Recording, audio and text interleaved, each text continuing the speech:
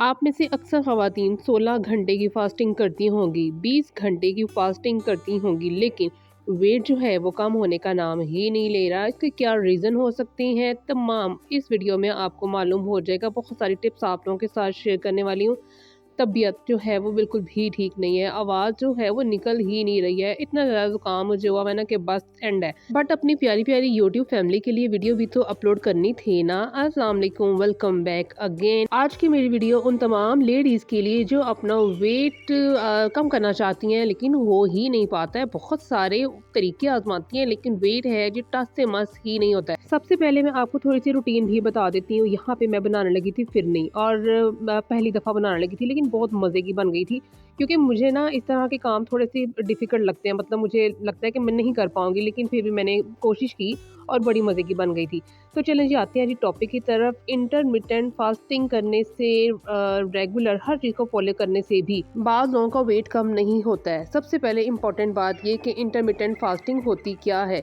ये एक टेक्नीक है वेट लॉस करने की, कोई भी डाइट प्लान नहीं है। डाइट प्लान एक अलग चीज़ होती है और इंटरमिटेंट फास्टिंग जो है ना वो एक अलग चीज़ होती है। मिसाल के तौर पर अगर आपको ये बताया जाता है कि इस टाइम आपने क्या खाना है और किस टाइम आपने क्या नहीं खाना है, ठीक है जी। अब बात करते हैं बिगनर्स की, जो फर्स्ट टाइम डाइट करने लगे हैं और फर्स्ट टाइम डाइट प्लान को फॉलो करने लगे हैं।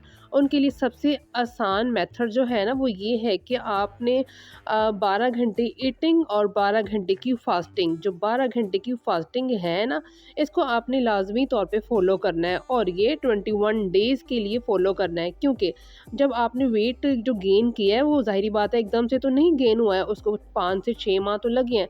तो ज़ाहिरी बात है जब आप वेट लॉस करोगे ना तो फिर तब भी टाइम तो लगेगा, और अपनी बॉडी को दोबारा से हम वहीं पे लेकर आए जहाँ पे थी, उसको ज़ाहिरी बात है थोड़ा आपको टाइम देना पड़ेगा। मोस्टली लोग क्या करते हैं कि बहुत ज़्यादा बेसब्रे हो जाते हैं अपनी डाइट प्लान को लेके। बहुत ज़्यादा होता है कि फटाफट से जो है ना हमें इसका अच्छा रिजल्ट मिल जाए, अपनी डाइट प्लान को डिस्टर्ब कर लेते हैं, जिसकी वजह से उनका वेट कम होने के बजाय वहीं पे स्टक हो जाता है। तो जो चीज़ें आपने डाइट में शामिल करनी है ना, उनमें आपने ग्रीन वेजीज का ज़्यादा यूज़ करना है। आपको पता है आजकल सर्दियाँ हैं और सर्दियों में ग्रीन वेजीज बहुत ज़्यादा होती हैं। आप पालक यूज़ कर सकते हो, आप कोई सी भी ग्रीन वेजीज जो है ना वो यूज़ कर सकते हो, कुकम्बर वगैरह यूज़ कर सकते हो, सैलड ग्रीन वेजीज कोई सी भी आप जो आपको अच्छी लगती है आपको यूज़ कर सकते हो। अच्छा जी, अब इसके बाद अगर आपको भूख लग रही है तो आपने क्या करना है जी, आपने खाना नहीं खाना है। मतलब अपने खाने के लिए कोई चीज़ नहीं ढूँढनी है कि कोई चीज़ हो तो मैं वो खा लूँ। आपने क्या करना है, पानी पीना है और ज़्यादा से ज़्यादा पानी पीना है। अब आप कहोगे कि पानी जो है वो इतना ज़्यादा पिया नहीं जाता है, सर्दियाँ हैं तो फिर किस तरह से पानी का इंटेक ज़्यादा किया जाए। तो आपने क्या करना है कि पानी में शहद ऐड करके पी लेना, ज़ीरा वाटर पी लेना है, या फिर आपने पानी को किसी भी फॉर्म में जो है ना वो कन्वर्ट करके आपने पी लेना। मतलब सादा पानी नहीं पिया जाता, आप कुछ ना कुछ उसमें ऐड कर लो तब पी लो। आप ऐसे भी कर सकते हो कि पुदीना और हरा धनिया लेके ना आप उसमें काला नमक ऐड करो पानी में और उसको अच्छे से ग्राइंड कर लो। थोड़ा-सा 1-2 ड्रॉप्स अगर लेमन के भी ऐड कर देंगे ना तो आपको उसका टेस्ट बहुत अच्छा आएगा, और आप जहाँ पे 1 ग्लास पी रहे हो ना तो आप 2 ग्लास भी वहाँ पे पी लोगे उस पानी के, और उस पानी का नुकसान भी नहीं है, आपके लिए फ़ायदेमंद है। ठीक है जी, आपकी बॉडी हाइड्रेट रहेगी और इस वजह से ये होगा कि भूख जो है वो कम लगेगी, और भूख की कमी को जो है वो ये पानी जो है ना वो पूरा कर देगा। और इस दौरान हम जो भी डाइट प्लान फ़ॉलो कर रहे हैं ना वो अच्छे से काम करेगा। तीसरी इंपॉर्टेंट चीज़ वो है कि स्लीप यानी नींद। बहुत लोग क्या कर रहे होते हैं कि फास्टिंग तो कर रहे होते हैं 16 टू 12 घंटे की, बट प्रॉपर नींद नहीं ले रहे होते हैं। इसका नुकसान क्या होता है कि आपकी बॉडी का जो सारा निज़ाम होता है ना वो ऐसे दरहम-बरहम हो जाता है। रात को लेट नाइट जागने का एक नुकसान ये भी है कि जितनी देर आप जागते रहोगे आपको ज़ाहिर बात है भूख लगेगी, और इस दौरान आप कुछ भी खा लोगे, बाहर से कुछ ऑर्डर करवा लोगे, और जो आपने सारा दिन की कोशिश की होगी ना, मतलब आप डाइट कर रहे होगे सारे दिन की, लेकिन उसकी जो आप ख़राबी है ना वो रात के टाइम पे कर लोगे। भूख लगेगी और आप कुछ ना कुछ जो है वो बाहर से ऑर्डर करवाओगे, तो वो सारा अनहेल्दी खाने की वजह से ना आपका सारा सिस्टम जो है वो ख़राब हो जाएगा।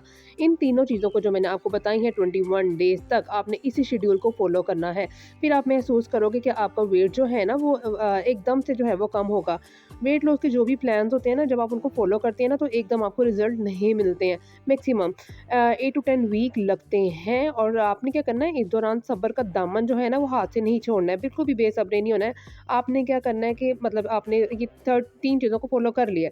अब आपने क्या करना है कि 16 घंटे की फास्टिंग करनी है और 8 घंटे का खाना खाना है। पहले 12 आवर्स की फास्टिंग थी, 12 आवर्स जो है वो हमने ईटिंग थी। अब हमने क्या करना है, 16 आवर्स जो है वो हमने फास्टिंग करनी है, 8 आवर्स ईटिंग करनी है। और जब खाना खाना है ना, तो आपने अनकंट्रोल नहीं खाना है कि बस अब ये टाइम 8 घंटे का मेरे पास है, मैं अच्छे तरीके से खा लूँ, बाद में मुझे कौन-सा खाना खाना है। एक पूरे दिन में 2 मील्स लेने हैं जिनमें अच्छी क्वांटिटी में प्रोटीन हो। अब ये जो 16 आवर्स की फास्टिंग और 8 आवर्स वाला खाना है ना, ये प्लान आपने फॉलो करना है 21 डेज़ टू 45 डेज़ तक, और मैक्सिमम इसको फॉलो करना है। फिर इस टाइम में आपने परेशान नहीं होना है कि ये मैं क्या कर रही हूँ या मुझे इसका रिजल्ट नहीं मिलना, बस सब्र करना है। फिर आपने क्या करना है कि अब जो नेक्स्ट स्टेप है ना, वो क्या करना है कि 6 hours eating and 18 hours fasting. आहिस्ता-आहिस्ता फास्टिंग को बढ़ाना है और ईटिंग को जो है ना वो कम करना है। आपने ये नहीं करना कि अपनी न्यूली डाइट स्टार्ट की है और आप जो हो वो 16 आवर्स भूखे रहना शुरू कर दोगे, ऐसे नहीं करना है। अगर आप एकदम से बॉडी को फास्टिंग दोगे ना, तो बॉडी में बहुत सारी कमी पेशियाँ हो जाएंगी, बॉडी में पानी की कमी हो जाएगी, मिनरल्स कम हो जाएंगे, आपकी बॉडी को जो रिक्वायरमेंट्स चाहिए होती हैं वो उसको मिलती नहीं है, तो आप जो हो वो बिल्कुल जो हो ना वो निढाल से हो जाओगे। तो आहिस्ता आहिस्ता जो भी स्टेप उठाना है उसको आहिस्ता आहिस्ता उठाना और उसको फॉलो करना है। देन अपनी जो डाइट में ना आपने मल्टी वाइटामिन लाजमी तौर पे ऐड करने हैं। उनमें सबसे पहले विटामिन डी, विटामिन B12 और ओमेगा बी जो है ना वो आपने ऐड करना है। ये आपकी डाइट में लाजमी तौर पे ऐड होने चाहिए। अगर आप एक प्रॉपर डाइट प्लान फॉलो करना चाहते हो ना, तो मैं तो आपको बस ऐसे थोड़ी सी टिप्स देती हूँ कि अगर आप कर रहे हो तो आप इन चीज़ों को भी लाजमी तौर पर फॉलो करो। लेकिन अगर आप एक प्रॉपर डाइट प्लान चाहते हैं ना, तो फिर आप अपने डॉक्टर से वगैरह से पूछ लेंगे, जो एक्सपर्ट्स हैं ना वो भी आपको बहुत अच्छे तरीके से गाइड करेंगे। और मैं आपको ये भी बताती हूँ कि जो लोग इंटरमिटेंट फास्टिंग नहीं कर सकते वो कौन है। अब हर चीज़ हर एक के लिए नहीं होती है, तो ज़ाहिर बात है हर चीज़ को हर कोई फॉलो कर भी नहीं सकता है। तो ये लाजमी जान लें कि जो डायबिटीज़ पेशेंट है ना, वो जिनकी शुगर बिल्कुल भी कंट्रोल नहीं होती है, हाई रहती है या बहुत ज़्यादा लो रहती है, वो ये काम नहीं कर सकते हैं, वो इन चीज़ों को फॉलो नहीं कर सकते हैं। देन जिनको माइग्रेन है, सर दर्द बहुत ज़्यादा रहता है और इनको माइग्रेन की शिकायत है, वो भी इस जो डाइट है ना उससे परहेज़ करें। देन उसके बाद आ जाता है जनाब, जो औरतें प्रेग्नेंट हैं वो भी इन चीज़ों को नहीं फॉलो कर सकती, जो अपने बच्चों को फीड करवाती हैं वो भी इन चीज़ों को फॉलो नहीं कर सकती। इसके अलावा जिनको कोई हार्ट का मसला है, ब्लड प्रेशर का मसला है, वो भी इन तमाम चीज़ों को फॉलो नहीं कर सकते हैं। ठीक है, देखिए मैं कोई डॉक्टर तो नहीं हूँ जो मुझे एक-एक चीज़ का पता है, जस्ट मेरे तक जो इन्फॉर्मेशन होती है वो जस्ट मेरी कोशिश होती है कि मैं आपको जो हो ना वो आप तक पहुँचा दूँ। जब भी आप किसी चीज़ का शुरुआत करो ना, तो आप एकदम से बहुत ज़्यादा चीज़ों को अपनी डाइट में से मत निकाल दें। आप जस्ट हल्का-हल्का सा शुरू करें, मतलब स्टेप बाय स्टेप जो है ना वो आपने शुरुआत करनी, जैसे कि मैंने आपको बताया कितनी देर की फास्टिंग करनी है, कितनी देर ईटिंग करनी है। बस आप इन चीज़ों को अगर आहिस्ता-आहिस्ता करके फॉलो करोगे ना, तो आप अपने वज़न को बहुत अच्छे तरीके से जो है वो कम कर सकते हैं। और जब वज़न कम हो जाएगा ना, तो इन चीज़ों को फॉलो आपने करते ही रहना है। आपने ये नहीं कहना कि बस कम कम हो गया अब हम इन चीज़ों को छोड़ देते हैं, दोबारा से हम अपना जो है ना रूटीन में आ जाते हैं, हर चीज़ खाते-पीते हैं। नहीं, आपने ऐसा नहीं करना है।